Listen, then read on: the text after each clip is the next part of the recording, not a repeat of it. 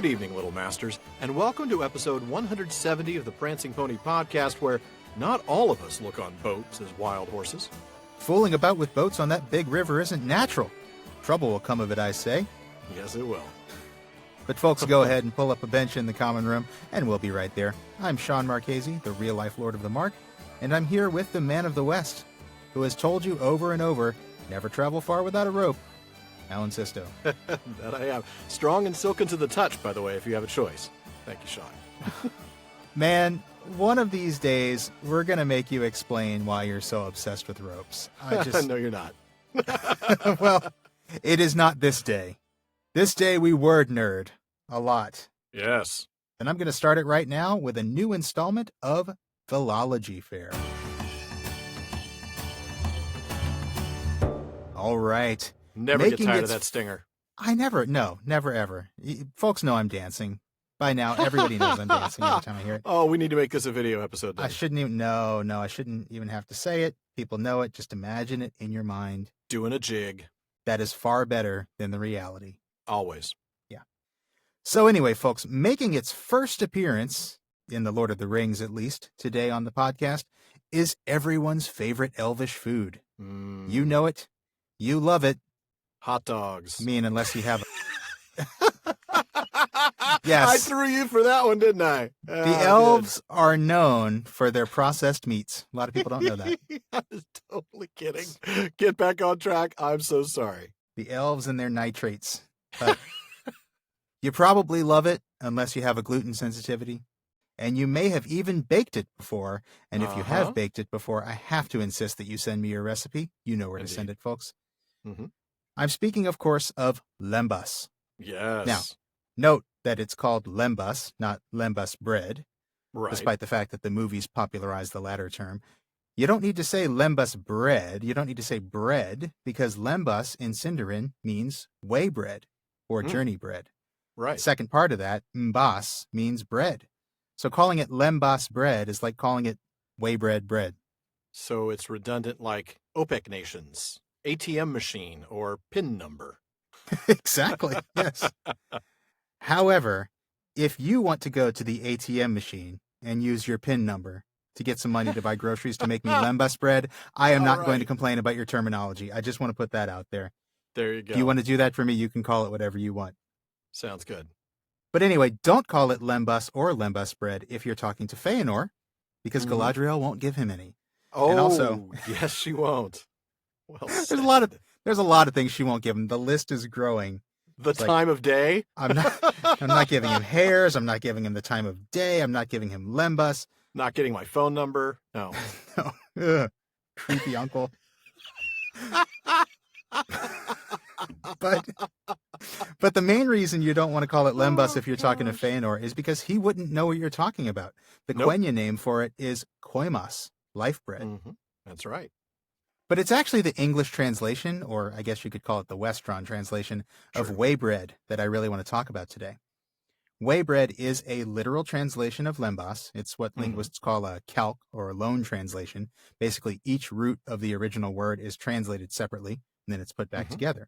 Lem plus bas equals way plus bread. Easy enough. Okay. Yeah. But you may be surprised to learn that Tolkien did not invent the English word way bread. It's actually an ancient word. Goes back to Old English. Actually, it goes back even further than that to Proto-Germanic. But it did not mean bread for traveling.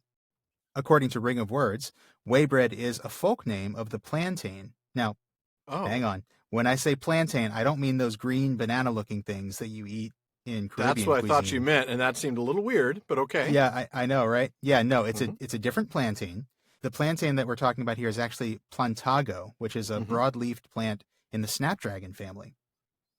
And the name way bread actually means, going back to Ring of Words here, literally, broad-leaved plant growing beside the way. The second part of the word is related to broad and has nothing to do with bread. Oh, my goodness. I know. That's not confusing at all. No, not at all. No, the way part is clear enough. Yeah. The way part's clear enough, but bread, broad, who would have thought? Still quoting Ring of Words here, they say, however, Tolkien has punningly adopted the word as if it were a literal compound of way and bread, in order to have an English equivalent to the Elvish lembas. That is interesting then, that waybread cakes are wrapped in broad leaves. That is interesting, and I wonder if that's why he did that. I don't know. Yeah, maybe. Well, there is a little bit more on it from Ring of Words as well. The authors of that book, Gilliver, Marshall, and Weiner, and by the way, I have to thank John Garth, who was on the show recently and who correctly pronounced Gilliver's name. I've been saying Gilliver for like 4 years now. As I probably would have done too.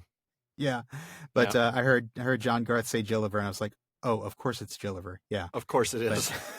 Yeah, it's whatever way we're not pronouncing it. Right, of course. Really. Any given pronunciation, just pronounce it the opposite of the way we do. Like, I mean, Lord if there are two Dunsany, options. right? Right. Yeah. Yeah. Dunsany. That's right. Anyway, so Gilliver and Marshall and Weiner say, spiritually minded etymologists might also discern here a scholarly link with the Latin word viaticum. In Roman Catholic practice, this is the consecrated bread of the Eucharist administered to someone who is dying or in danger of death. The Latin word viaticum originally meant simply provision for a journey. It comes from Latin via, way. And from it developed the word voyage, or voyage, borrowed from French into English, and originally meaning simply a journey. Tolkien acknowledged the comparison between lembas and the Eucharist as miraculously sustaining forms of bread. The way bread provides food for Frodo and Sam on a journey that, to the best of their knowledge, leads to death. Wow. Yeah. He comments that far greater things may color the mind in dealing with the lesser things of a fairy story. And that's a quote from letter number 213. And that sounds like exactly like something he'd say. And of course they do. Those greater things do color the mind. Yeah.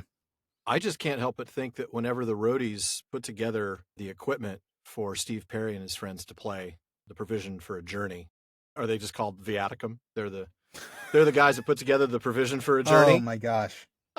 That would have been such a nerdy joke if they actually called them that. Oh, yeah. I'm part of the viaticum. Yeah. Part of the what? We're the Provision for a Journey. Like they would have jackets that say viaticum on the back. Yeah, well, That is such a nerdy classic Isn't rock it? thing to come up with. This is why we do this podcast. That's why this works, Sean. It is exactly totally why this works. Totally yes. Why it works.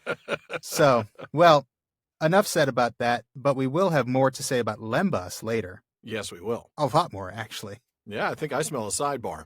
Mm-hmm. And it smells. And it's baking. Oh, it smells delicious. That's right. It smells wonderful. Yeah. Doesn't smell like plantains at all, just to make sure you know that. I happen to like plantains. I mean, yeah, I've but it never doesn't had smell like that. plantago. It smells like good bread. That's what I'm saying. Yeah. All right. Somebody must be making plantain bread out there. All right. Fair enough. Folks, let's go ahead and get back to the book, mostly because we really need to get away from this, but also because we love the books here at the Prancing Pony Podcast. And I'm just getting hungrier the longer we put this off. So, but you folks know we bring you other Tolkien stuff from time to time. But at heart, Alan and I are fans of Tolkien's books and books about Tolkien. That's our passion. Absolutely. And as you know, we read a lot of books in preparation for the show every week. Now, if you want to get your hands on a book that we've mentioned, you're going to want to check out the official library page of our website, theprancingponypodcast.com. And there we have links to every book we've mentioned on the show. And there's a lot of other stuff on the website, too. Show notes and book links specific to each episode, outtakes, Prancing Pony Ponderings, and some other little extras. You'll also find a link to our online storefront at teespring.com/stores/PPP, where you can find shirts, mugs, stickers, and other PPP gear. So be sure to check that out. Definitely. And now let's resolve to go forward, just as the company does the same. All right. And I'm going to have you lead us off with a relatively short reading here to begin the chapter. And I'm going to start at the beginning. Of course, it is a very good place. Yeah, it is. So let's do it. All right. That night, the company was again summoned to the chamber of Celeborn, and there the lord and lady greeted them with fair words. At length, Celeborn spoke of their departure. Now is the time, he said, when those who wish to continue the quest must harden their hearts to leave this land.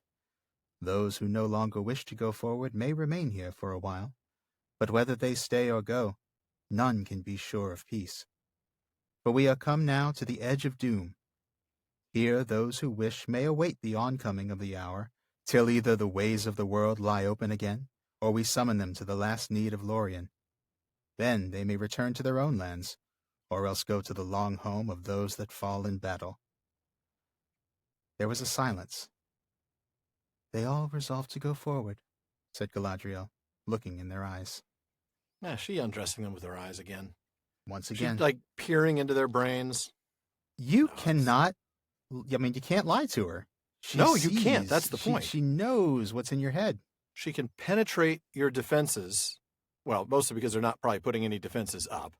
Probably she not. is able to read their Because minds, if they did put defenses up, we know from Osan Wikenta that right. She wouldn't be able to penetrate them. That's right. The barrier of unwill. Mm-hmm. I like this section. This is really, I mean, if we're going to keep up with the classic rock reference, this is definitely should I stay or should I go now? Oh, absolutely. Yeah. And clearly they're all going to go. Yeah. Because they don't want the trouble that's going to come if they stay. Yeah. They want the double if they're going to leave. Nicely done. Well, Nicely done. I like that finally, after basically a month hanging out, they finally get to visit with their hosts. Aside from Frodo and Sam, who got to speak with Galadriel earlier with the mirror, this is the first chance everybody else has had. Yeah, they didn't see them at all while they were staying here. Yeah. That's right. That's right. Yeah. Only to be told, by the way, it's probably time to leave. Yeah. Or stay until you die. Yeah. It's the kind of hotel that the owner only shows up when it's time for you to leave. You know. That's right. Yeah, time to pay your bill. It's like sort of a passive-aggressive B&B. Like the owner's just, you can't find them. But when it's time for them to kick you out, that's when the owner comes and knocks on your door. That's right. Thanks for staying here. Don't let the door hit you in the butt. Now leave, yeah. Right. Yeah, exactly. Yeah. Well, they're not told they have to leave, right? No. Just either go or stay forever, right? Right, pretty much. Stay until you die. Yeah. And Celeborn recognizes that it's going to take hardening of their hearts to leave. Yeah. This is a very meaningful phrase, isn't it? Yes, We've seen this phrase a couple of times with, I'm thinking Ar-Pharazôn, right? Ar-Pharazôn hardened his heart before setting up for Valinor. Yeah. And I think maybe Feanor. It usually seems like the kind of thing we see when somebody's making a bad decision. Right. Well, certainly that phrase is sort of biblical in origin, the whole idea of Pharaoh hardening his heart. Okay. To stand against Moses and say, no, I'm not going to let your people go. You might have mentioned that before when we talked about Akalabeth. Yeah. I mean, that's what it harkens back to. And certainly Ar-Pharazôn, I mean, there's a lot of parallels we can draw with Ar-Pharazôn and ancient Egyptians. Yeah. In terms of like the way they treat their dead and all of that. Yeah. But not going too far down that side road. It is an interesting phrase to be used here in a good context. Yeah. I wonder if, I don't know if we're reading too much into it, but it isn't just such a powerful phrase to be using here. Yeah. So they must steel themselves to leave this land.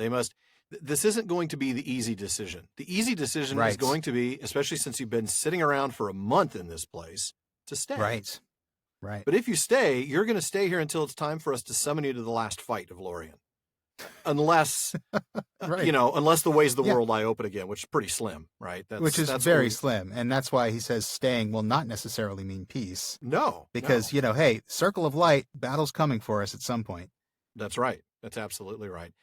I do have to admit, though, his line here about the long home of those that fall in battle does seem a little off, doesn't it? I mean, they're all going to go different places. Legolas is going to go to Mandos and await a new body and then hang out in Valinor for the rest of eternity. Gimli believes he's going to go to Mandos and be set aside in different halls and wait for Aule to call him at the last battle. Nobody has a clue where Aragorn, Boromir, and the hobbits are going to go.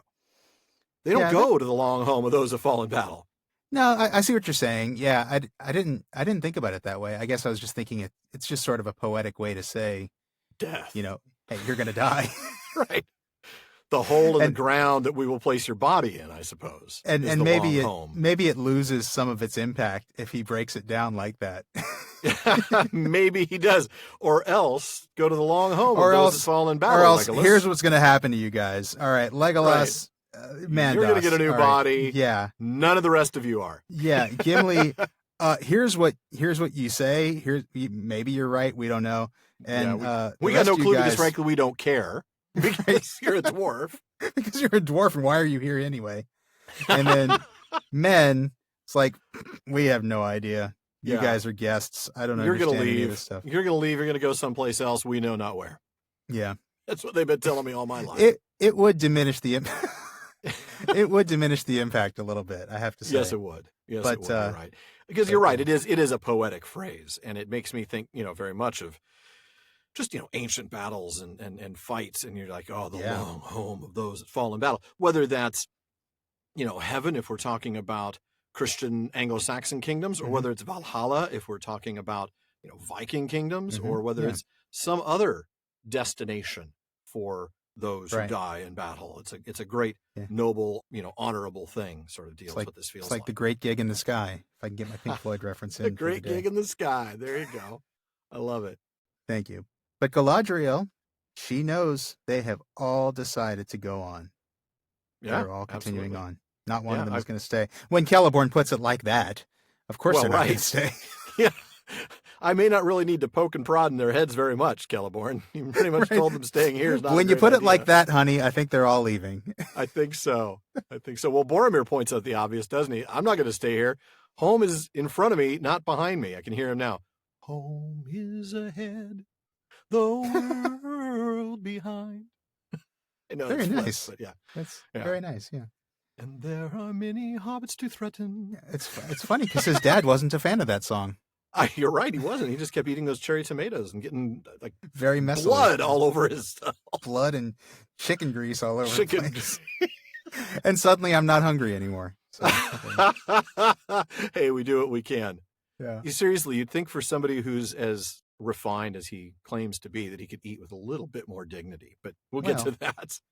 We'll get to that in a few years. Yeah, a few seasons from now. Anyway, back to the text.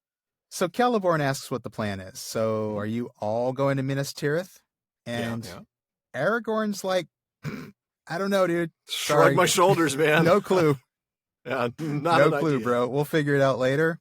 I don't know. Yeah, we'll flip a coin. Speculates even Gandalf didn't know. Yeah. I do not think that even he had any clear purpose. Exactly. No. Yeah.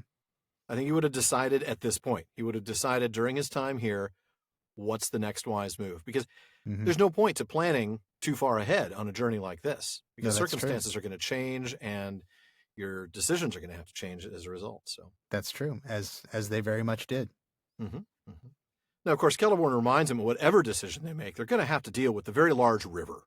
Anduin cannot be crossed, if you want to keep your stuff with you, between here and Gondor, except by boat. So the point is, pretty soon you're going to have to decide whether you're going to go to Minas Tirith first or straight to Mordor. Those are the only choices you have at this point. Yeah. And then Boromir gets a slightly passive-aggressive dig at Aragorn, doesn't he? He does I a am little not the bit leader of the company. I'm not the leader of the company. I would do this. But here's what I would I'm do. not the boss. Nobody listens to me. I love that. I just love that. But fortunately, Celeborn, he does what he should. He gives clear, decisive direction to the Fellowship. He tells them exactly what they should do. What book are you reading, Sean? I'm kidding. Of course he does the elf thing. He says, well, I'm not going to give you counsel. That's right. It's not my part to choose for you. Because if I did, I would just probably say yes and no anyway. I'd lose my special elf card that says I'm not a very good counselor. But I will give you the tools you need to procrastinate your decision. That's all you can ask for. I just want the tools to procrastinate. Those are boats. Yes, they are. This is like when the DM says, and the Elf King gives you boats of procrastination.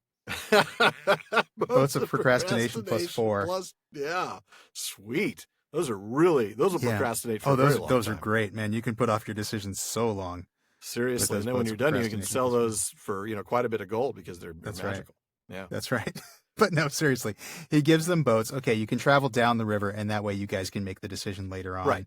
And by the way, I'm sure there's a few of you guys, like the tall ones, who know how to handle one of these things. You're right. Yeah, you're right. He only mentions the tall ones, doesn't he? Yeah, only the tall ones. But Mary surprises everybody by saying, look, I know how to handle a boat, Right. Not all hobbits are scared of boats. I live near a river. Absolutely. Right.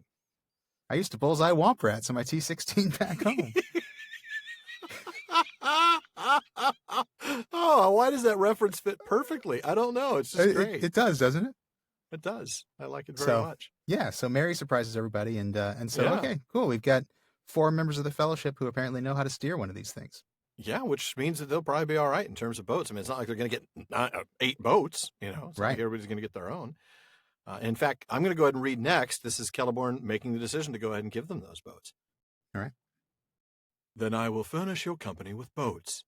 They must be small and light, for if you go far by water, there are places where you will be forced to carry them.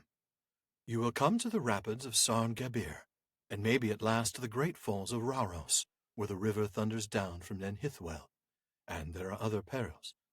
Boats may make your journey less toilsome for a while, yet they will not give you counsel. Of course not, they're elvish boats. Of course not, yeah. I mean, God, I'm not going to give you counsel. My boat sure isn't going to give you counsel. Sorry. Didn't mean to interrupt my own reading there, but that's an obvious one. All right. Somewhere out there's a Yelp review of somebody who said, the people in Lothlórien didn't give me counsel, but man, those boats.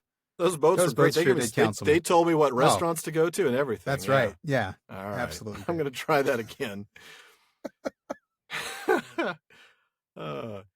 Yet they will not give you counsel. In the end, you must leave them and the river and turn west or east. Aragorn thanked Celeborn many times.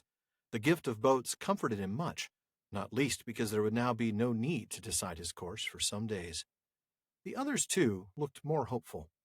Whatever perils lay ahead, it seemed better to float down the broad tide of Anduin to meet them than to plod forward with bent backs. Only Sam was doubtful. He, at any rate, still thought boats as bad as wild horses, or worse, and not all the dangers that he had survived made him think better of them. All shall be prepared for you and await you at the haven before noon tomorrow, said Celeborn. I will send my people to you in the morning to help you make ready for the journey. Now we will wish you all a fair night and untroubled sleep. Good night, my friends, said Galadriel. Sleep in peace. Do not trouble your hearts overmuch with thought of the road tonight.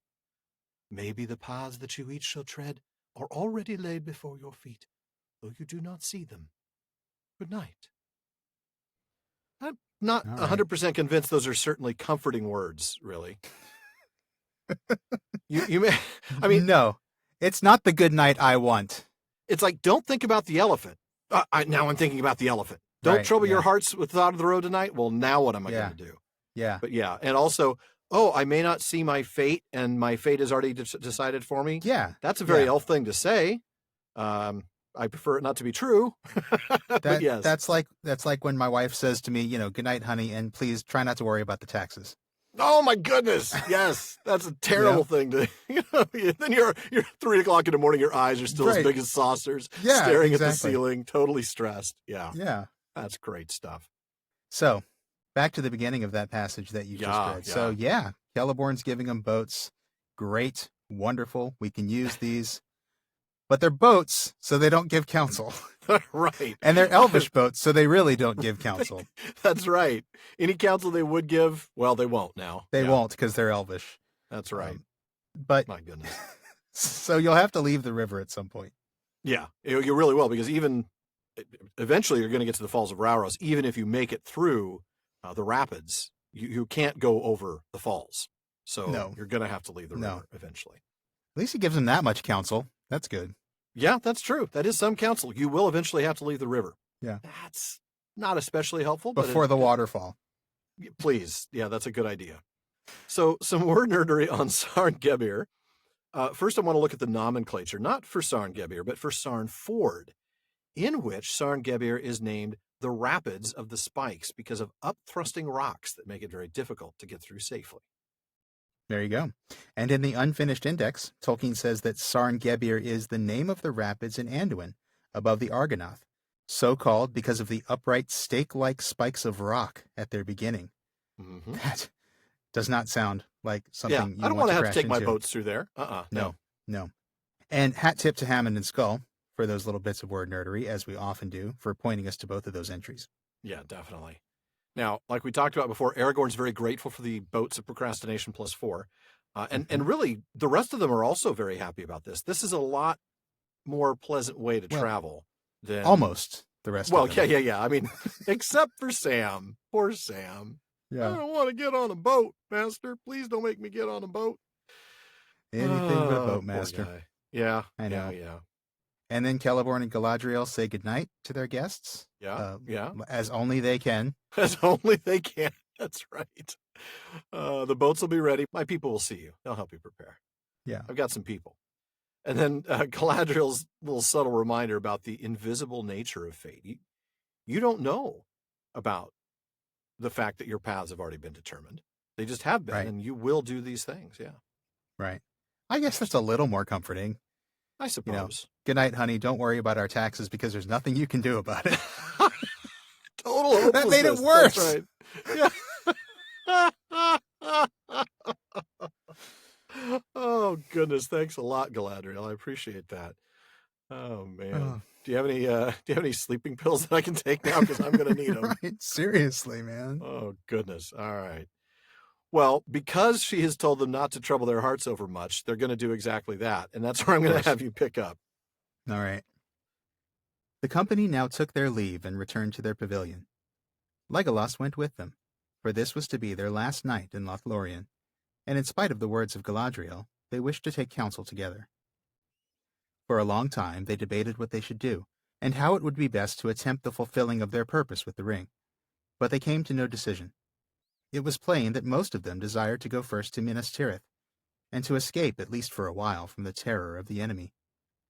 They would have been willing to follow a leader over the river and into the shadow of Mordor, but Frodo spoke no word, and Aragorn was still divided in his mind. His own plan, while Gandalf remained with him, had been to go with Boromir, and with his sword help to deliver Gondor, for he believed that the message of the dreams was a summons, and that the hour had come at last when the heir of Elendil should come forth and strive with Sauron for the mastery.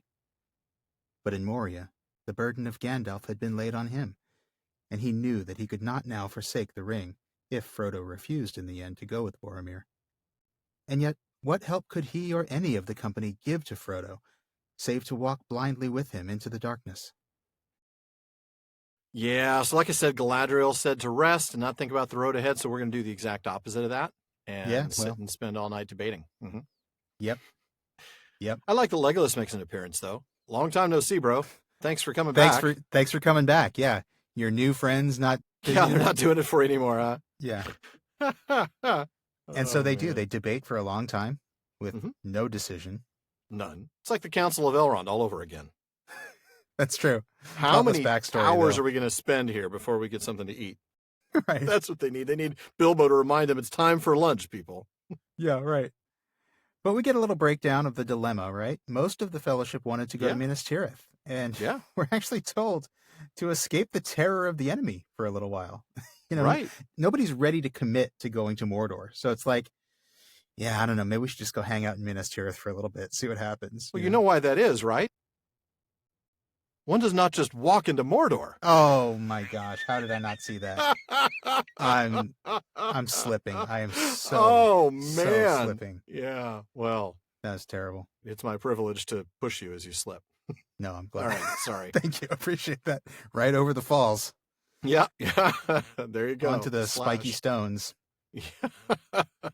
But they would follow a leader into Mordor if there were somebody who were willing to say, hey, let's do this. Now, this isn't like a passive-aggressive knock on Aragorn from the narrator. No, this not is just, at all. This is just a simple, plain fact. If Aragorn was determined, if Aragorn could make peace with this decision, then they would follow him. But he's not really able to do that and Frodo's not willing to step up either, right? I mean, that's the whole point. Here the narrator's telling us everybody's willing to follow.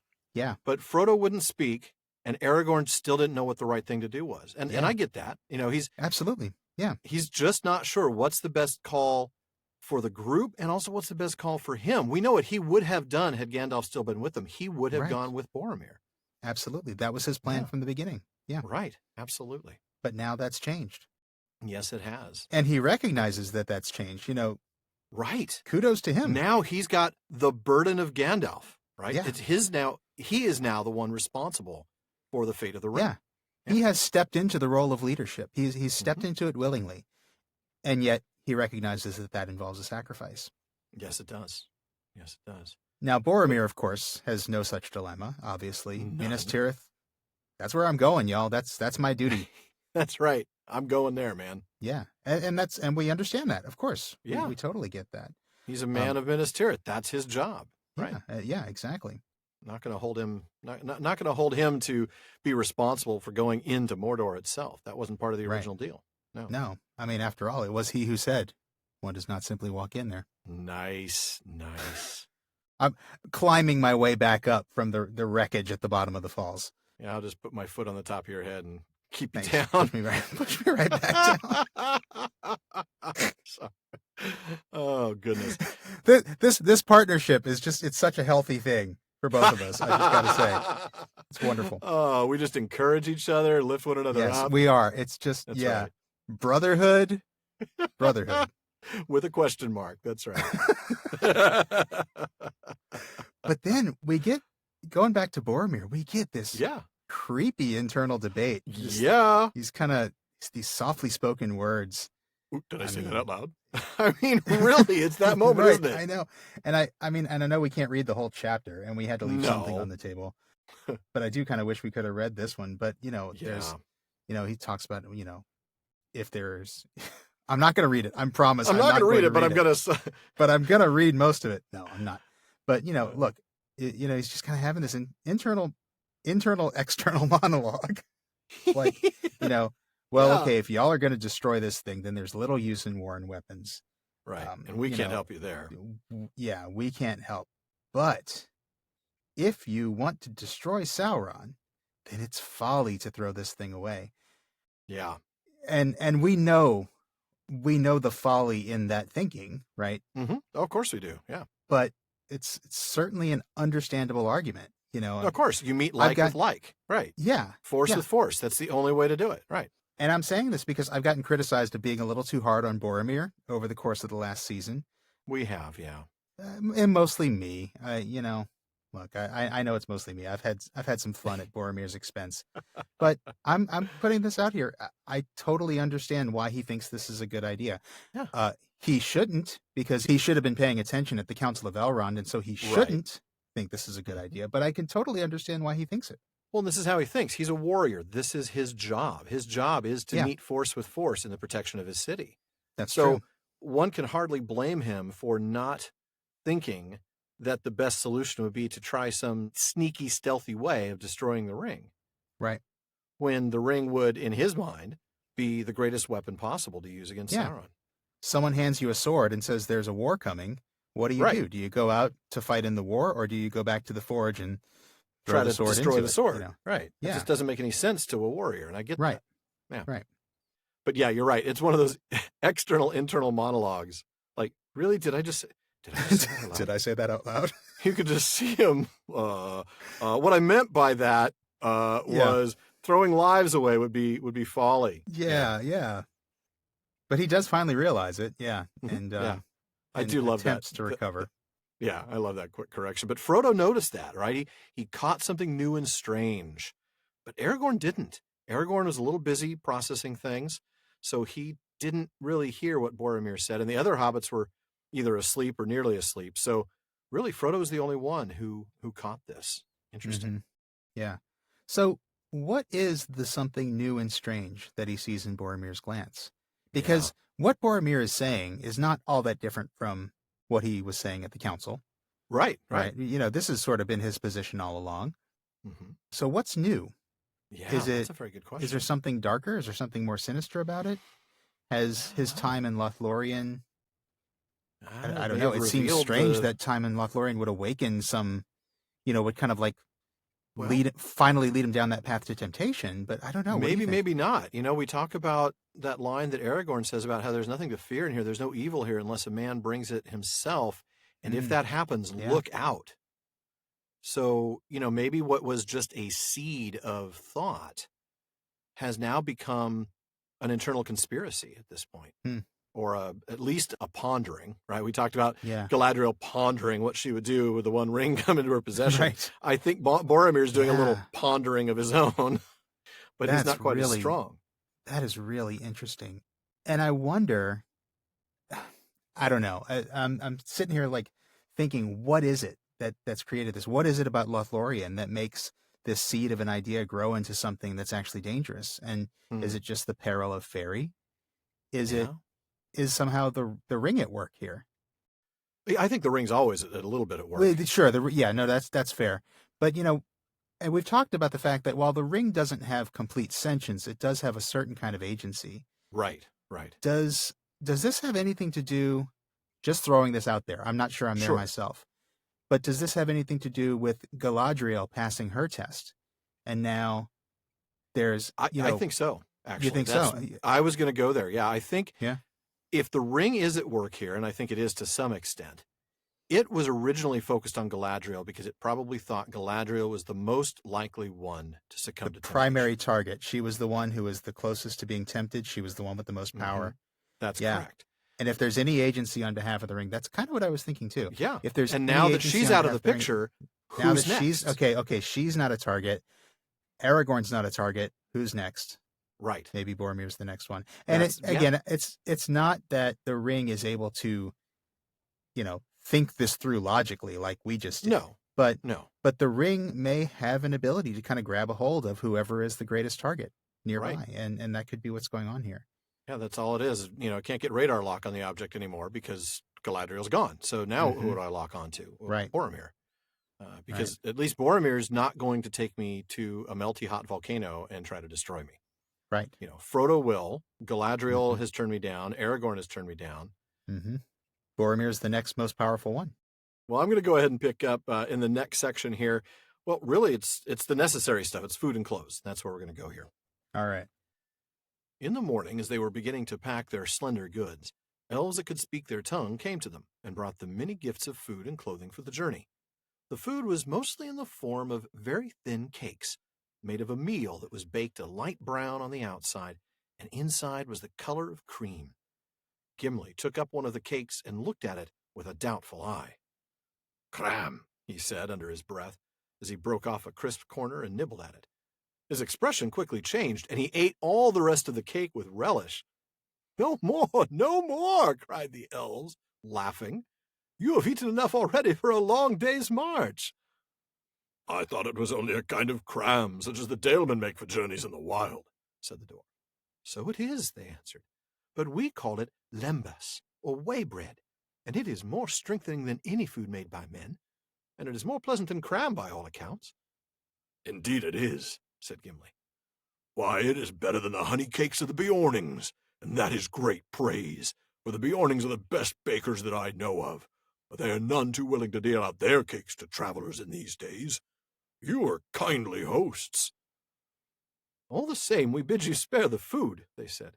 "Eat little at a time and only at need, for these things are given to serve you when all else fails. The cakes will keep sweet for many, many days, if they are unbroken and left in their leaf wrappings as we have brought them. One will keep a traveler on his feet for a day of long labor, even if he be one of the tall men of Minas Tirith."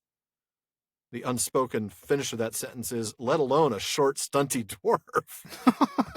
I mean, you're talking to Gimli. What?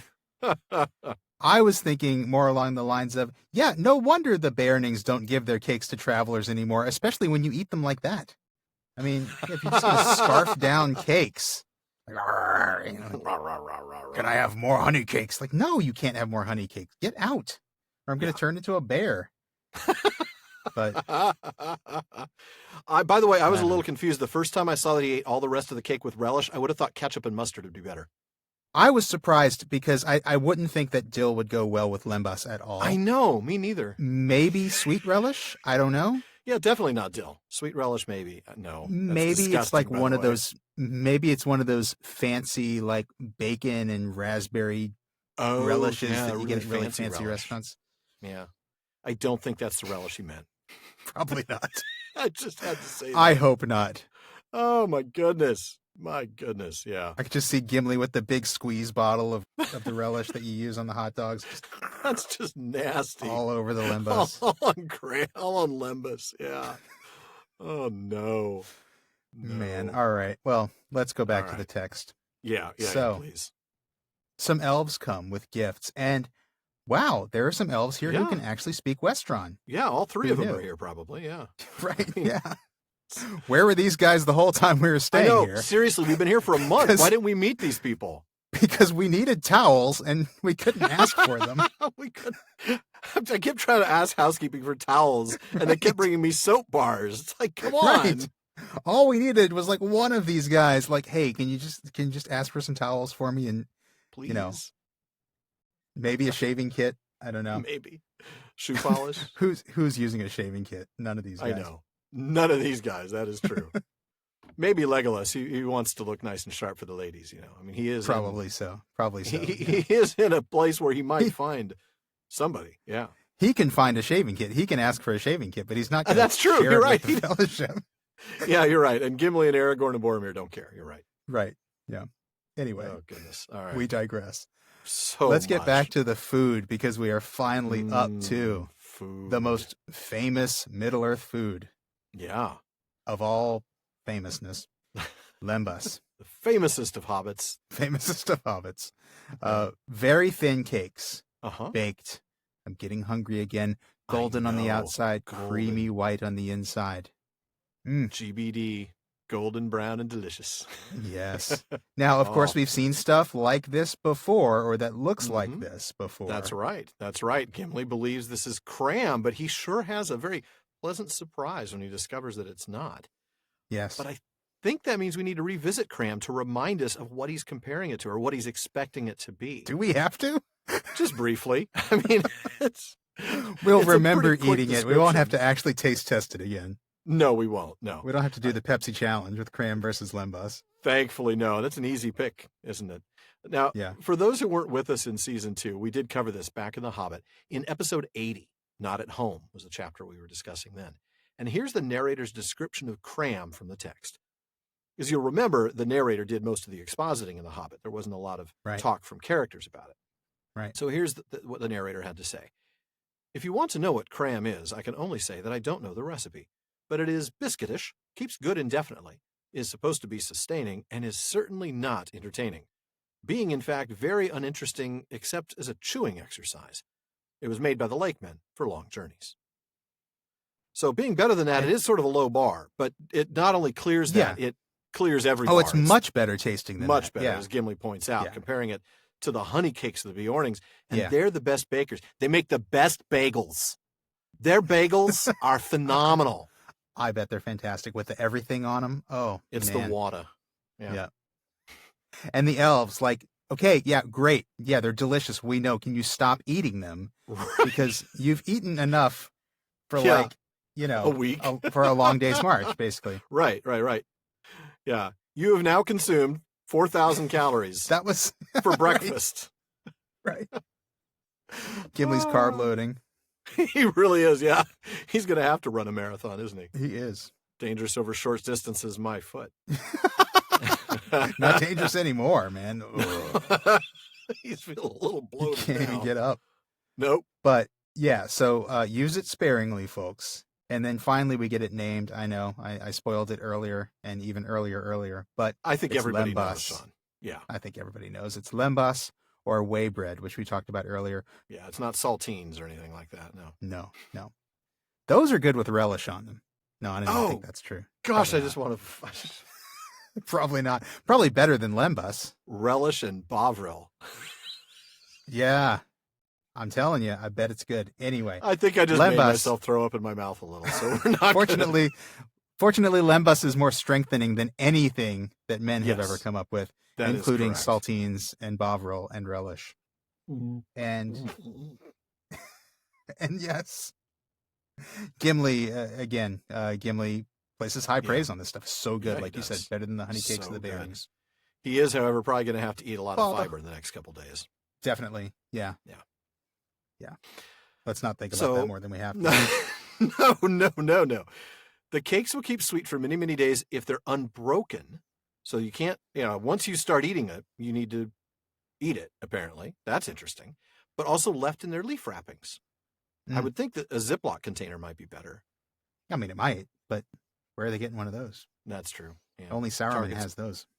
Only Saruman has those. That's right. Local Target's closed. Yeah. All right. Well, why don't we go ahead and get on to the previously promised lembas sidebar? I think that's probably a good idea. Now, we're going to look at two sources for some more information on lembas. First, the letters of J.R.R. Tolkien, specifically letter number 210 to Forrest J. Ackerman regarding the proposed film treatment of The Lord of the Rings by one Zimmerman. This is the famous Canons of Narrative Art letter. Yes. And it's a great resource for lots of little details, including lembas. Now, Tolkien first criticizes Zimmerman's choice to call lembas a food concentrate. That just makes it sound like Bovril. I know it does, doesn't it? Yeah. Liquid beef. Yeah. Tolkien says, no analysis in any laboratory would discover chemical properties of lembas that made it superior to other cakes of wheat meal. I only comment on the expression here as an indication of attitude. It is no doubt casual, and nothing of this kind or style will, I hope, escape into the actual dialogue. I love that last bit. This attitude better not show up anywhere in the actual words that are spoken. Right. And how dare you even bring terms like this anywhere near my story? Seriously. Yeah. Pretty ticked. But he goes on to say that in the book, lembas has two functions. It is a machine or device for making credible the long marches with little provision in a world in which, as I have said, miles are miles. But that is relatively unimportant.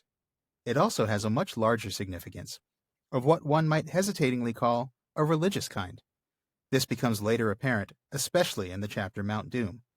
I cannot find that Zimmerman, has made any particular use of lembas even as a device, and the whole of Mount Doom has disappeared in the distorted confusion that Z has made of the ending.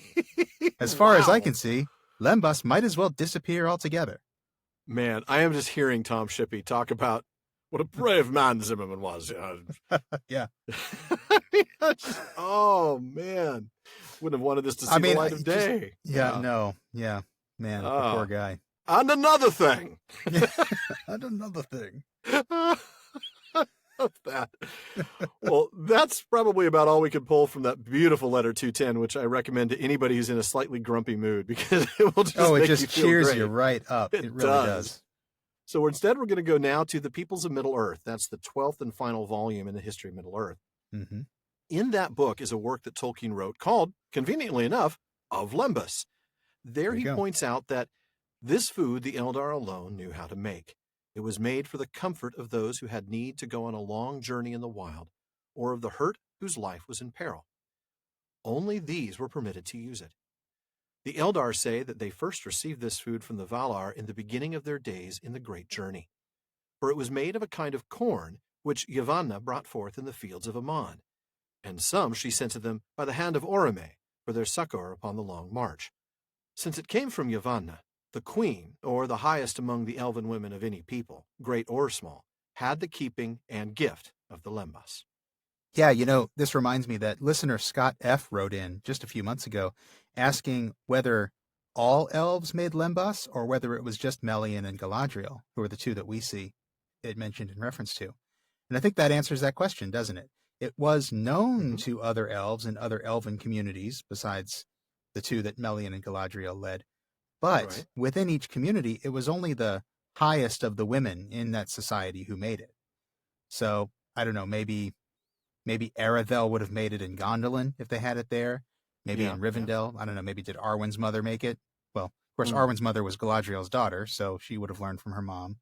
Right. I mean, we don't really know for sure, but it does seem that it would have been known to other elven communities, but still something that only the highest among the elven women would have made. Right. And I also want to put a little reminder out there that when Tolkien says that this was made of corn, he doesn't mean that this is a Southern-style cornbread, To Tolkien, corn didn't necessarily mean, the yellow cob with the stuff that gets stuck in your teeth or maize. No. Really, any edible plant seed like barley, wheat, oats, they're all corn. Corn is basically just a word meaning the main cereal crop that's grown in a region. So, some parts of Britain, it would be wheat or barley. In others, like, I think in Scotland, it might be oats. So what he's talking about here is simply an edible grain of some kind. Mm-hmm. And it certainly seems like it was some kind of grain, man. It was special. It came from Yavanna herself, didn't it? Right. That's huge. And the elves have this it almost sounds like sort of a very ritual gathering of the grain, the way that they would gather it by hand and set no blade of metal to it. So, I mean, they're not even using hand sickles. They're literally gathering it by hand. Grain by grain, yeah. Yeah. And only the maidens of Yavanna were permitted to handle the grain. That's right. And the art of the making of the lembas, which the elves learned of the Valar, was a secret among them, and so ever has remained. So you couldn't get that in a PDF someplace? I mean, you probably can now, but it's the not art of the making of the lembas. Yeah. It's not going to be the good stuff. No, probably not. It's not going to be the real ones. It's going to be some knockoff. No. counterfeit. Tons of recipes Yeah. online, I'm sure, and we'll have to find some probably. There's bazillion lembas recipes. It's true. I'm sure, yeah. But it's not going to be the good stuff, man. You need the Valinor grain. You got to source your grain from Valinor. That's the thing, and it's got to be hand-picked. No metal at all. Yeah. Although presumably they're not getting their grain from Valinor anymore. They must have brought the grain over to Middle Earth. No, that's true. Yeah, almost certainly. Yeah, of course. I mean, that's they're not. Shipping is mighty expensive from Valinor. You know, better order everything you want because it might be the only shipment. Do you know how much it takes to get a sack of Valinorian grain across the straight road? Man, that's expensive. That really is, and nobody wants to come back to bring it. I mean, it just takes decades to get a volunteer. They don't. Yep. No. So the elves give us when Galadriel places an order, they say, well, you should have thought about that before you get back there. That's brilliant. That is brilliant. Oh, man, I love that. You should have thought of that. Oh, that's great. Oh, man. Well, the elves, like we mentioned earlier, they give some advice. Look, this is for when everything else fails. This is the food of last resort. They'll just keep them wrapped up. And just a single biscuit is enough for a long day of marching or work. Yeah. Even for a tall man. So certainly for a short dwarf like you. So don't eat 7 of them, Shorty. No, exactly. Oh, man. No. I wonder what Gimli's total daily expenditure of energy is, his TTE. I wonder. What's his metabolism like? I wonder. Probably pretty high.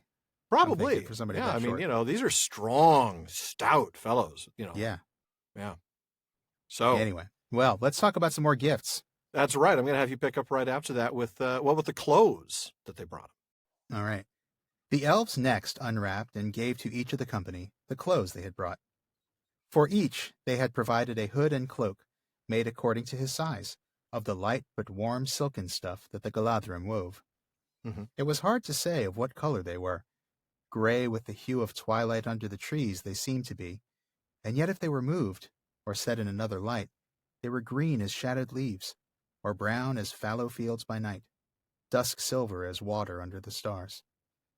Each cloak was fastened about the neck with a brooch like a green leaf veined with silver. "Are these magic cloaks?" asked Pippin, looking at them with wonder. "I do not know what you mean by that," answered the leader of the elves. "They are fair garments, and the web is good, for it was made in this land. They are elvish robes, certainly, if that is what you mean. Leaf and branch, water and stone, they have the hue and beauty of all these things under the twilight of Lórien that we love, for we put the thought of all that we love into all that we make. Yet they are garments, not armor, and they will not turn shaft or blade. But they should serve you well. They are light to wear, and warm enough or cool enough at need, and you will find them a great aid in keeping out of the sight of unfriendly eyes, whether you walk among the stones or the trees. You are indeed high in the favor of the lady, for she herself and her maidens wove this stuff, and never before have we clad strangers in the garb of our own people." These were not made in some elven sweatshop. This was Galadriel herself. Far from it, man. This is maidens. This is the best. This is like artisan workmanship, man. You're not kidding. Custom made to fit each of them? Yeah. The fact that you can't tell the color, though, makes me think of that. What color is the dress thing that was going around virally a couple years ago? Is it blue and black or white and gold? I don't know. I don't know, man. That thing. Oh, wow. I'd forgotten all about that. What color is it? I don't know. I'm confused. But yeah, gray, green, brown, dust silver, whatever color. Yeah, this is great. Yep. And of course, we get that really nice description of the brooch, the green leaf with the silver veins. Yeah. I will say, for the films, they did a good job of capturing that brooch. They did. I thought. They did. I thought it's one of the most iconic images. It really from is. The film. The leaf brooch and the robe in general, really. Well, yeah, and the robe, they also did a good job with that too. I agree. But especially the leaf. You're right. Yeah. Yeah. And Pippin asks the Hobbit question: "Is this magic?" I think he only beat Sam to it by a half a second, right? Yeah, right. Exactly. Well, I don't know. Sam was chastised by Galadriel last time he brought up the M word. So that's true. Sam's like, well, this is the magic I meant. Right. Not that scary stuff where you show me things that are happening. The pool that could like fry my eyeballs if I touched the water. Make me make terrifying, life-changing decisions. No, this is the magic I wanted. Cloaks that change color. That's right. So yeah, Pippin asks, "Is this magic?" And the elves respond like, what is that? What do you mean? This is what? Yeah, and again, What? that's What? magic. But again, it's just like Galadriel said in the last chapter. That magic is the wrong word for it. Yeah. They're elves, and to them, this is just elvish. This is just how they make cloaks. That is exactly it. It. These are just ours. They're just what we make. Yeah. This is what it is. Yeah. Yeah. And I'm reminded of how in letter 155, Tolkien says, magia is an inherent power. It's not something special that you study or that you channel. Yeah, you don't go to school to study magia. It's just part of who you are as an elf, right? Right, exactly. And so for them, it's like what other way do you make cloaks? When we make cloaks, this is how they come out. Right. You want an elvish cloak? This is what it does. These are its characteristics. Yeah. It's not a magical cloak. It's just an elvish cloak. It's just an elvish cloak.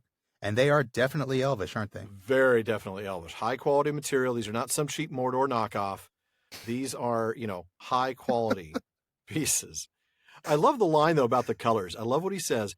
We put the thought of all that we love into all that we make. Yeah. That should be like the tagline for some great high-end clothing manufacturer. Probably should be, yeah. Brand X. We put the thought of all that we love into all that we make. There you go. On sale now at your local whatever store. Whatever high-end store that is now closed.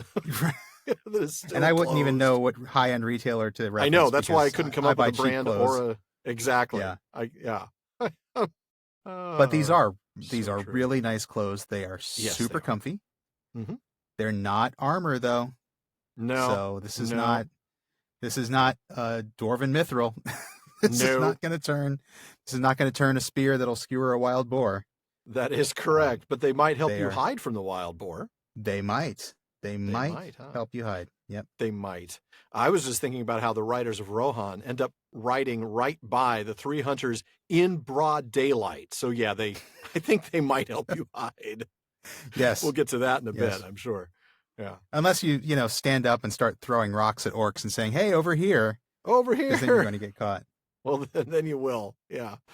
And so the elf tells them pretty straight out something kind of cool. Hey, Galadriel must really like you because she and her maidens made this stuff. No, Gimli, not in that way. She does? Does she like me like me? Oh, man. Yeah, Galadriel gave me a note, and it said to have Haldir tell me to tell you that she totally likes you. Oh, thankfully And then she gave me this note to give to you, and if you open it up, it says, "Do you like me back?" Checkbox yes, checkbox no. Oh, gosh. Oh, man, that's terrible. Wow. No. She doesn't like you. She just likes you. You're indeed high in the favor of the lady. She's fond of you. Of course, Gimli's not going to leave it alone. But how high? Yeah, that's right. How high in the favor are we? Specifically, how high in the favor am I? That's what I want to know. I don't really care about Frodo. Is this friend zone or something more? Definitely just friend zone, Gimli. Totally. Definitely just friend zone. But I think it's pretty funny because Galadriel and her maidens were weaving this stuff. Maybe that's why we never spent time with our hosts. I mean, maybe she was just busy making our robes. They're making clothes the whole time. Sorry, I can't hang out with you, my friends. I'm making your robes. Yeah. Just so that there's no hard feelings about the mentally undressing all of you. I'm going to dress you into physically. Your souls. After mentally undressing you, I'm going to actually put real clothes on. As I'm reading your souls. Right. But this is pretty cool, though, because they've never clothed people in this stuff before. And that's right. Never have clad strangers in these robes. Mm-hmm. That's pretty impressive stuff, actually. I mean, all jokes aside, that really is impressive. It is, yeah. Of course, we're having fun with it, but the reality is both of these gifts, the lembas and the cloaks, these are not things they give to everybody. Well, not that many people even pass through there, but those that do would not be given these gifts. These are very special gifts. Very special. Okay, so now we're going to go ahead and say farewell to their home for the last month, the pavilion by the fountain. I'm going to go ahead and read this next passage. All right. After their morning meal, the company said farewell to the lawn by the fountain. Their hearts were heavy, for it was a fair place, and it had become like home to them, though they could not count the days and nights that they had passed there.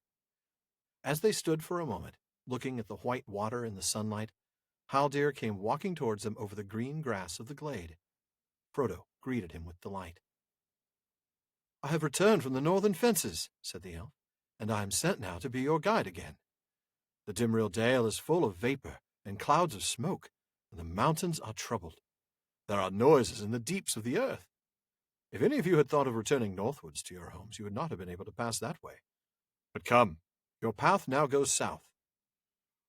As they walked through Caras Galadhon, the green ways were empty, but in the trees above them, many voices were murmuring and singing. They themselves went silently.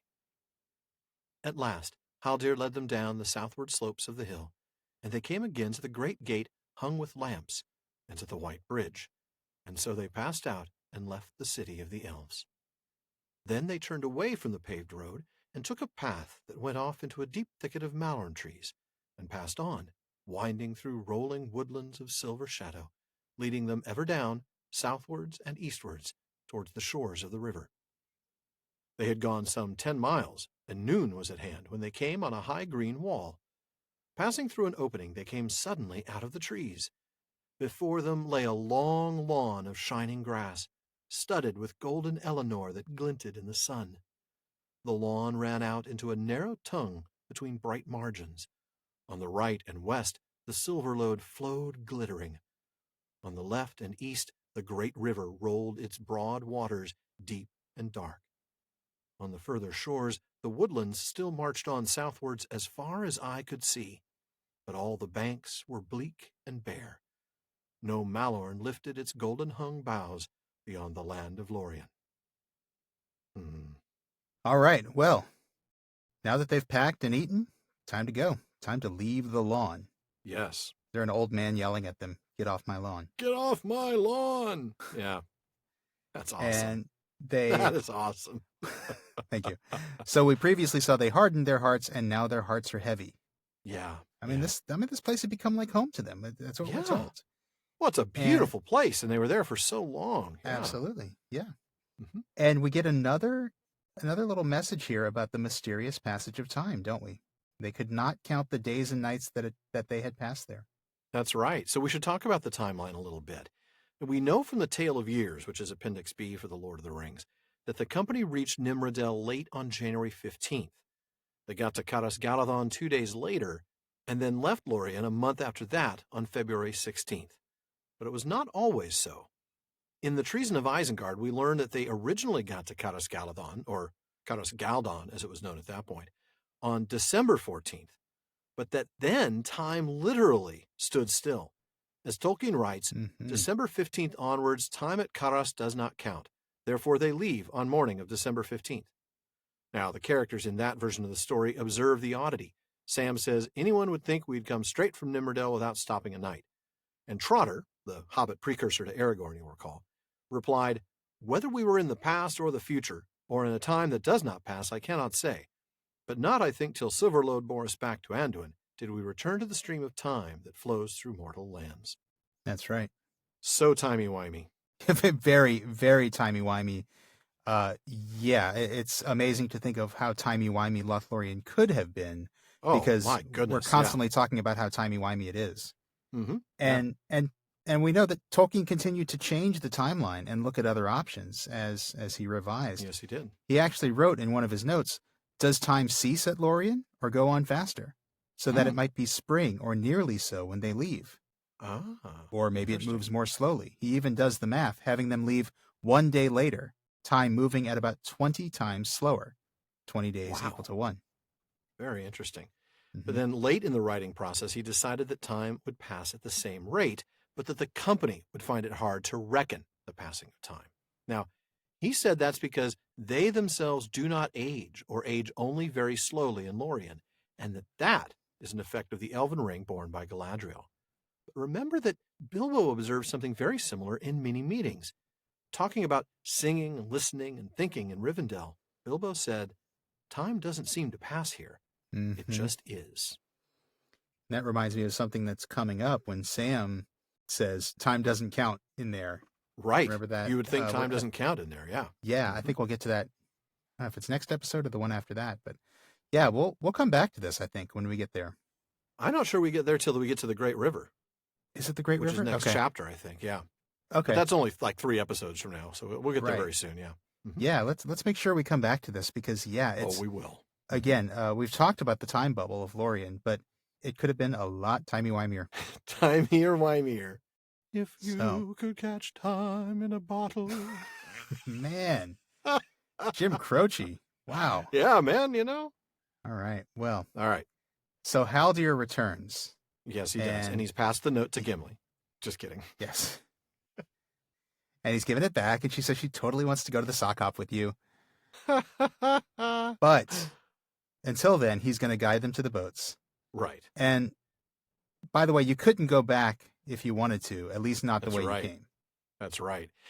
So I'm fascinated by this description about the Dimrill Dale being full of vapor and clouds of smoke, talking about all these signs and wonders that, something is seriously wrong in this area. I kind of wanted to think, well, this is just, the orcs hacking and burning and doing all the things they're doing. But the noises in the deeps of the earth made me think, is some of this description talking about Gandalf's fight with the Balrog, which continued for days, if I remember correctly, didn't it? Absolutely right. I'm looking in the appendix, and January 15th is when Gandalf falls. Company comes to Caras Galadon on January 17th. But January 23rd, Gandalf pursues the Balrog to the peak of Xerac 8 days after the fall. Cast down the Balrog on the 25th. Whew, a 10-day battle. Yeah. So I think you're onto something there. Because the Mirror of Galadriel was February 15th, and the departure is the 16th. So, yeah, Gandalf died in like 3 weeks, basically. Wow. Pretty amazing. 3 weeks ago, this happened, so yeah. And there's this other thing, Haldir talks about the vapor and the clouds of smoke. And yet we also get Gandalf talking about, and this is when he's relating his fight with the Balrog, that when they were on the mountainside, thunder they heard and lightning, and then a great smoke rose about us, vapor and steam. So I do think that's exactly what we're seeing here. Yep. I don't know that I caught that before. I don't know that that was something that really crossed my mind. I'm sure that I'm just not paying attention, and other people are going to be like, how did that not cross your mind? Of course that's what was going on. Right. Well, there's just a lot there. You're not going to catch everything every time. I never caught it before either, but I think that's exactly what it is. Mm-hmm. Yeah, I think so. So the streets are empty as they're walking through the city. That was a fun little digression, by the way. Yes, it was. And I can't wait to get to that again. Yeah. So the streets are empty, but singing can be heard, just like when they entered. I like that. Mm-hmm. And then they exit the great gate across the bridge, and then they go off-road through a thicket of trees with a little path running down the middle. All right, so they've gone 10 miles, and now it's midday. We're told noon was at hand. Right. They come to this wall, pass through an opening, and suddenly they're out on this long lawn, this shining grass with golden Eleanor. It's a gorgeous, absolutely gorgeous sight. Yep. Yeah, really is. Let me help you get your bearings here, by the way. Right? We're heading south. These 10 miles are south and to the east a little bit. And we've moved our way to where the two rivers meet. So the Silver Lode, as we're heading south, is on our right. So that's to the west. The Anduin is on our left, so to the east. So we're coming down to the bottom of a V from the top of the V. Right. Yep. And we're looking south. The woods continue, but as the text says, there are no Malorns there. And we may spend a little bit of time talking about that. Yep. And then on the Silver Lode side of this is a part we don't read. On the Silver Lode side of this little triangle here, this wedge, there is a hithe. A what? Yeah, a what? I mean, that's kind of what I said too. There's a Yeah, I know. But I do have some word nerdery on it for us. I hoped you would, Sean. That's why I rely on you. Because I did look at it and say, a what? It is a now obsolete word for a small haven or landing place on a river. Mm-hmm. In the Oxford English Dictionary, it's actually attested as recently as 1897. That's recent? Well, I mean, for the Oxford English Dictionary, yeah. That's true. That's true. Yeah. This goes back to, the 600s sometimes. That's true. There's nothing listed more recently than that. But it is a very old word. It actually comes from Anglo-Saxon "hyth," but it is not found in any of the other Germanic languages. Oh, interesting. Now, note that this hithe is some distance above the confluence of the rivers. That's going to be relevant when we get to something that they're about to do here in a little bit. Yes. But before we get there, Sean, I'm going to have you read one last section tonight. All right. 3 small gray boats had been made ready for the travelers, and in these the elves stowed their goods. And they added also coils of rope, 3 to each boat. Slender they looked, but strong, silken to the touch, gray of hue like the elven cloaks. "What are these?" asked Sam, handling one that lay upon the greensward. "Ropes, indeed," answered an elf from the boats. "Never travel far without a rope, and one that is long and strong and light. Such are these. They may be a help in many needs." "You don't need to tell me that," said Sam. "I came without any, and I've been worried ever since. But I was wondering what these were made of, knowing a bit about rope making. It's in the family, as you might say." "They are made of hithline," said the elf. "But there is no time now to instruct you in the art of their making. Had we known that this craft delighted you, we could have taught you much. But now, alas, unless you should at some time return hither, you must be content with our gift. May it serve you well." "Come," said Haldir. "All is now ready for you. Enter the boats, but take care at first." "Heed the words," said the other elves. "These boats are light built, and they are crafty and unlike the boats of other folk. They will not sink, lay them as you will, but they are wayward if mishandled. It would be wise if you accustomed yourselves to stepping in and out, here where there is a landing place, before you set off downstream." An elf giving counsel. I I'm know. pleasantly surprised. Yeah. I know. So let's go back to the beginning of that section. So first we get a description of the boats, right? They're moored nearby. Most Yep. are white or gray, though there are some that have that beautiful silver and gold and green color scheme that we've talked about before. Yep. Yeah. That's right. And they've got But 3 not their small... boats. No, not their boats. They've got small gray boats, 3 of them, ready for the Yeah. fellowship. Each of them with 3 coils of rope stowed inside. Yay! That's So right. Sam is happy. He's finally got some rope. He Yes, loves rope he almost is. as much as my co-host does. Just leave that alone, Sean. It's just a running joke. I'm trying to be funny, that's all. You are funny. It is funny. That's why I'm bringing it up again. Okay. All right. I just don't want to, nobody needs to read any more into that than is already there, son. Or that's already been read in. Well Rope played. is incredibly useful. It We all know is that. incredibly useful. That's the point. It is a really useful thing to have. Yeah. I mean, I know that in Hitchhiker's Guide to the Galaxy, you really should always have your towel with you, because if you know where your towel is, you're a hoopy frood, and everybody's going to Absolutely. figure you have everything else. You just need a little bit of help right now. I Yeah. think rope's the same way. Yeah. I think really you should have your towel and your rope, and you'll be good to go. But anyway, Towel, a rope, and a bucket. You can do pretty much anything. probably. I'm a big fan Probably. of buckets. I just Oh, yeah. Okay. You got to have buckets, man. All right. I didn't even think about that. I Yes, truly always never buckets. thought about that. All right. Well, the elf, as we noticed, a rare exception for his kind. This is why he's not a high-ranking elf. This is why he's not even Right. named. We'll He's give not you a name attained. once you stop giving counsel to people, Right. you idiot. But he does give counsel. He says, never travel far without a rope. And I love this. Sam wonders In this how performance they're made. review, he's Yeah. got, Galadriel. Well, you did give them some ropes, and that was good. But see, here, what did you do wrong here? You gave them What did you do counsel. wrong? You gave them That's right. counsel. Remember, next time you tell them, never travel far without a rope, unless you decide to travel far without a rope. Say both yes and no. That's right. Yeah. You should never be able to be pinned down, and now you've been pinned down to the position that you should Mhm. always have a rope with you. Yeah. We'll send you to some re-education there. All right. Sam wonders how they're made, right? He's a rope guy. This is what he does. He's from Yeah. a family of people who make rope. So, like Yeah. he says, it's in the family. I'd love to know how these are made. Yeah. And they don't have time to tell him how they're made or show him how to make them, but they do No. tell them what they're made from. They say they're made Right. from hithline. Yes. A little bit of word nerdery on that. We talked about this a few episodes ago, but we didn't I get think we quite did. into it. Hithline is Sindarin for mist thread. It's related to the word hith, meaning mist, which you see in Hithiglir, the Misty Mountains.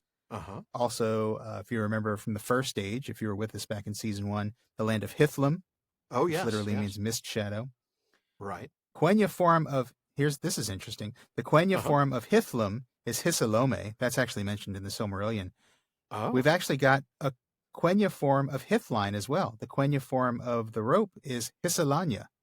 Oh, wow. Yep. Fascinating. Hmm? And then there's, I gotta say, I feel so bad for Sam here.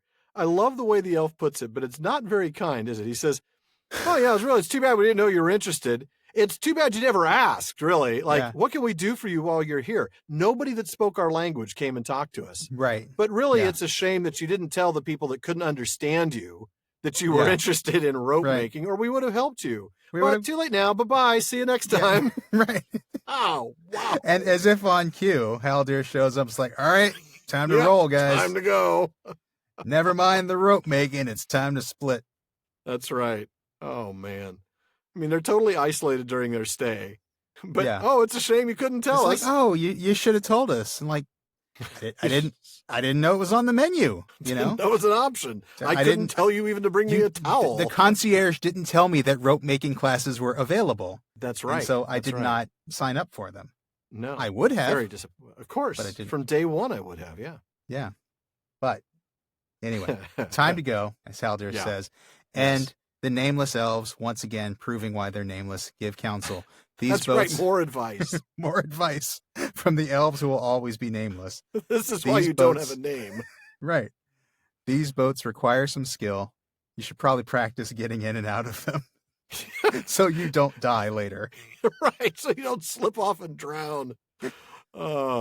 We think you're totally incompetent, so you should practice here in the kiddie pool. That's really what they're saying.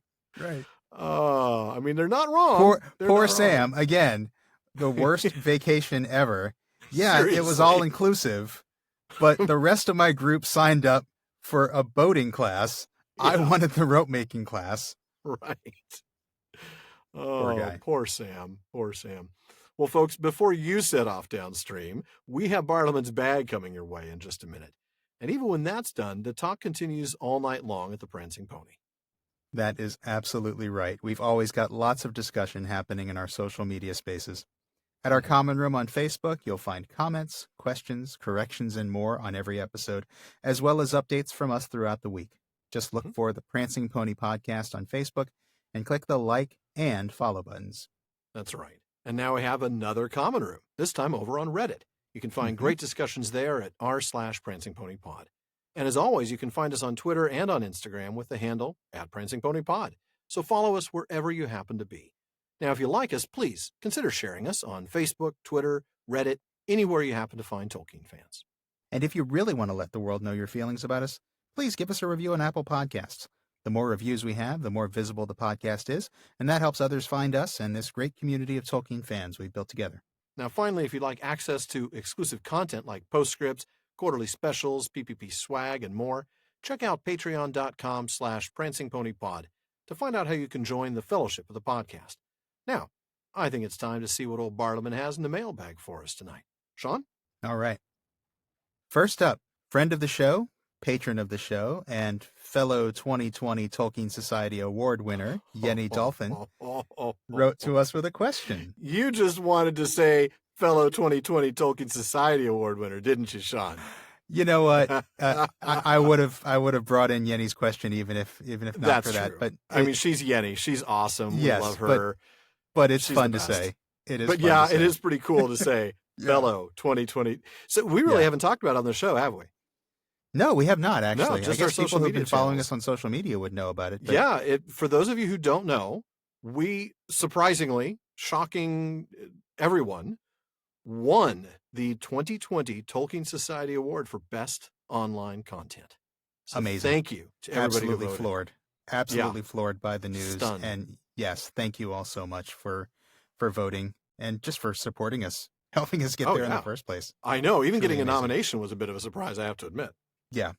It was a very special Saturday when I got the news. Oh, man, phenomenally good news. Yeah, you're not Yeah. kidding.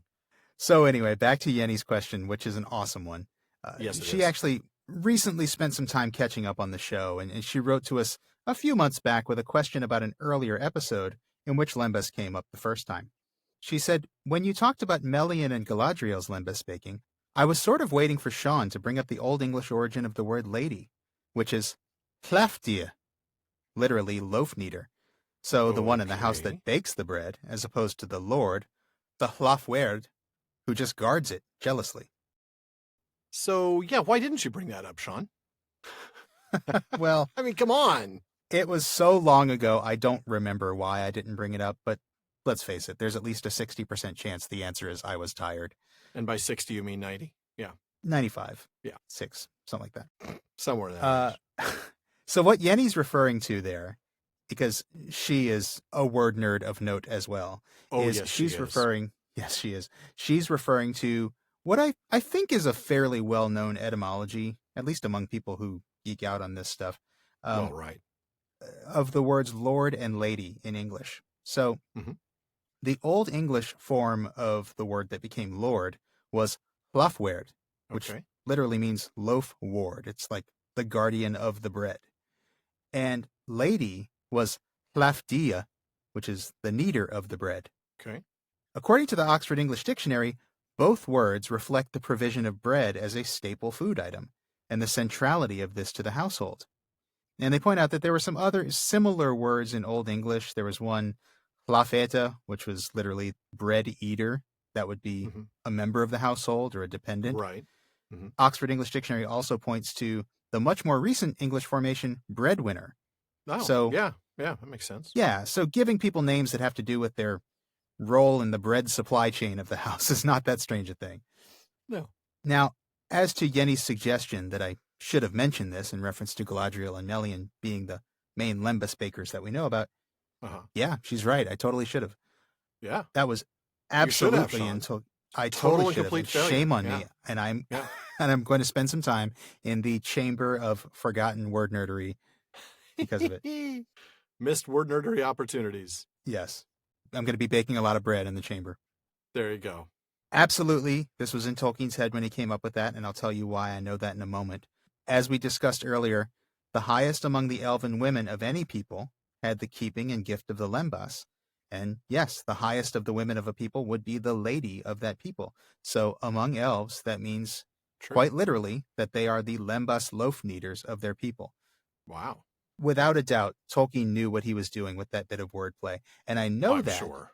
Yeah, yes. And I know that for a fact because I went back to that essay of lembas, which we were talking about a moment ago. And in that, we read that the woman who made the lembas was called Masanie, that's Quenya, or Besain, which is Sindarin, the lady or bread giver. And Christopher Tolkien says, in using the word lady here, my father no doubt had an eye to its origin in Old English, lafdia. So that's pretty definitive. Yeah, that is. Absolutely relevant. Tolkien was punning on the origins of the English word lady, and that is super cool, and I want to thank Yenny for bringing it to our attention. Awesome Absolutely. stuff. I love it. No, it's hilarious. It's absolutely brilliant stuff, and it makes me wish I was even more of a word nerd. I am a word nerd, but just my word nerd skills are nothing in comparison with people like this that know Old English stuff. Well, you spend enough time with Tolkien, eventually you're going to start to scratch the surface, and then for some of us, you scratch deeper. Yeah. But and then there's always somebody out there who knows more, which is so cool. That's what I love about this community. That is an amazing community. Everything we touch on, somebody knows 10 times as much. It's great. Well, I think we have time for one more tonight, Sean. Do we? Yeah, I think we do.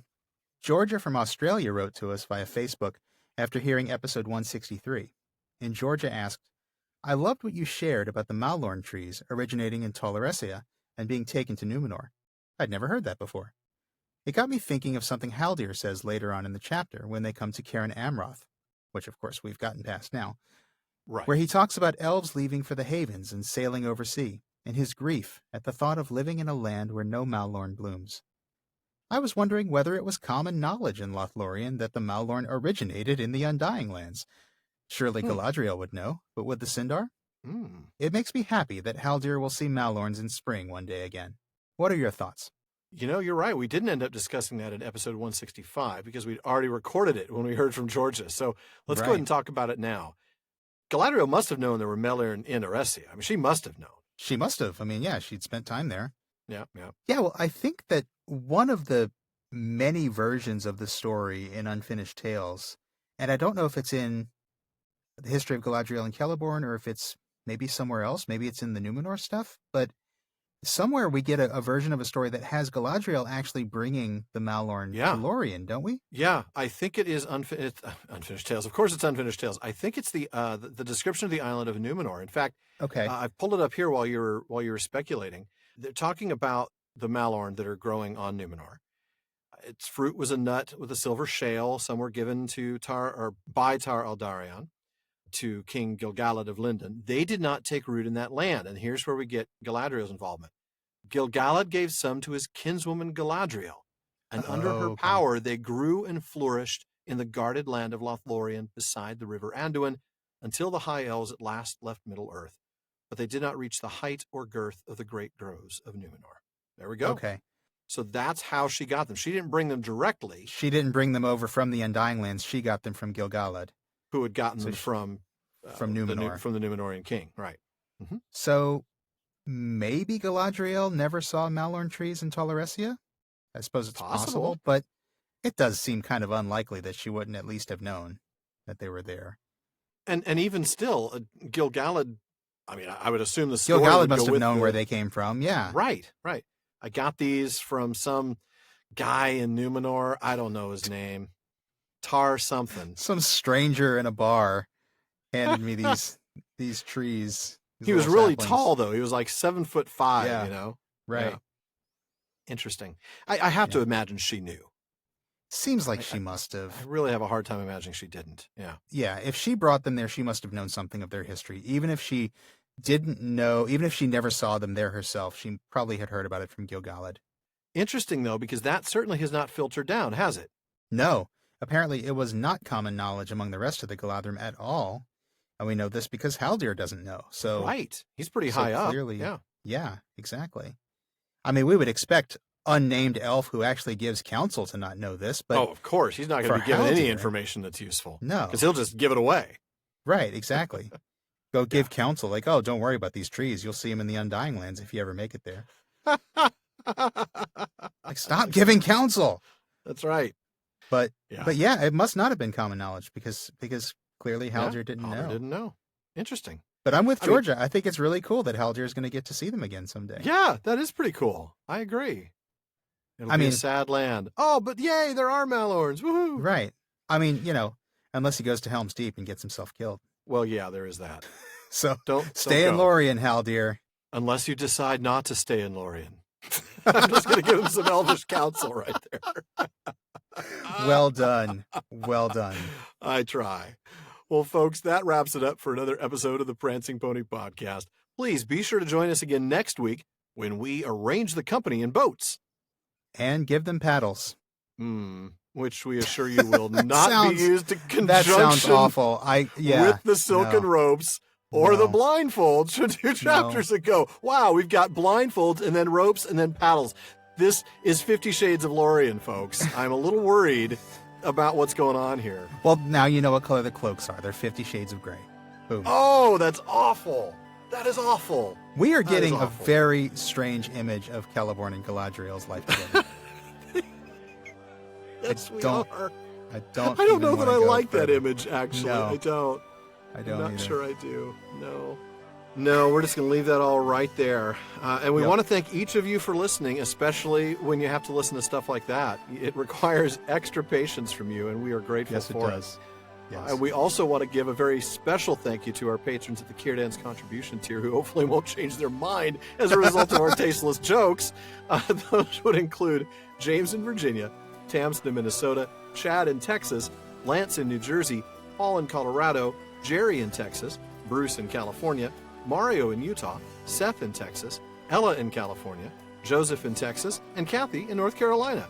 Thank you all so much. And assuming we haven't scared you off, please make sure you don't miss a single episode of the Prancing Pony Podcast.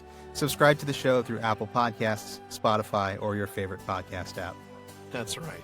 And one last thing as always, please don't forget to send your questions, comments, and most of all, well, what else? Your strong silken ropes to Parliament at the prancingponypodcast.com. No more ropes. Recipes for lembas would be nice, though. So. Fair enough. Well, oh, goodness. Barliman doesn't want to have anything to do with us anymore, so he's not giving us the mail. No, he's not. Once every couple of weeks. He's like, I'm not touching that. I don't know what's in that box, man. Right. The stuff they're asking for these days, I want no part of it. But he will get us the mail eventually, and we will get back to you as soon as we can. And your question or comment may be featured on an upcoming show. Unless it's as inappropriate as our jokes, in which case it won't make the show. Folks, this has been far too short a time to spend among such excellent and admirable listeners. But until next time. Farewell, friends.